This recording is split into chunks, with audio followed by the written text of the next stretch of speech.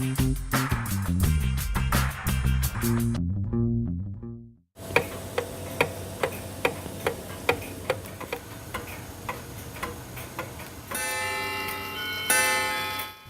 Roberts enjoys keeping in time with the past.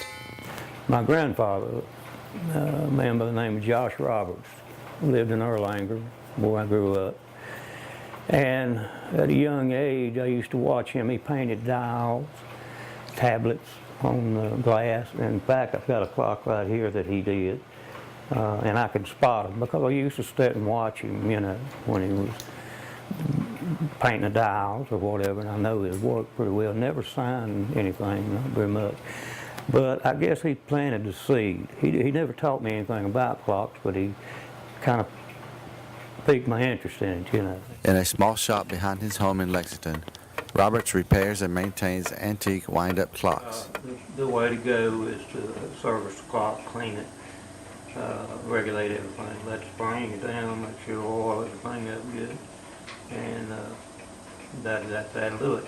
Well, it hadn't been run several years, but it was just dry, dirty, you know, picked up some grime in there and all, you know, so I just give it a bath and made a few adjustments on it, you know, and oiled it up good. Throw it in the case, it's going to run or it's not going to run, you know. In addition to helping customers, Roberts also restores old clocks he just finds. And I looked and I said, my goodness, that's Avalon, you know. And I got to looking at it, cleaned it up a little bit, and I said, my goodness, the clock's got to be 150 years old. I've not been able to find one like it, you know. All the abalone that's in there, my goodness, they didn't get it done in a day. Roberts has a knack for learning the history of certain clocks so that his customers can appreciate them even more. For instance, this is a 30-hour OG clock. It's made by New Haven Clock Company, probably around 1860 to 1870. And I just gave him a good history of the clock. The movements showed very little wear. It's probably been sitting around. Clock's worth $300–400. Now this has been probably 7–8 years ago, I guess. Roberts takes on clock repair with a religious-like fervor.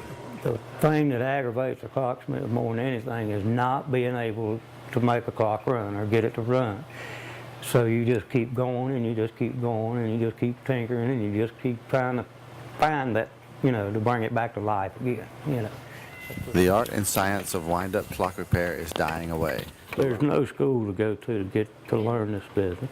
And I would love to have a younger person, you know, get interested in it. You're not going to get rich in this business, but you can be successful, you know, and especially if you enjoy it. But the only way to learn is just to jump right in there and do it, and that's the only way.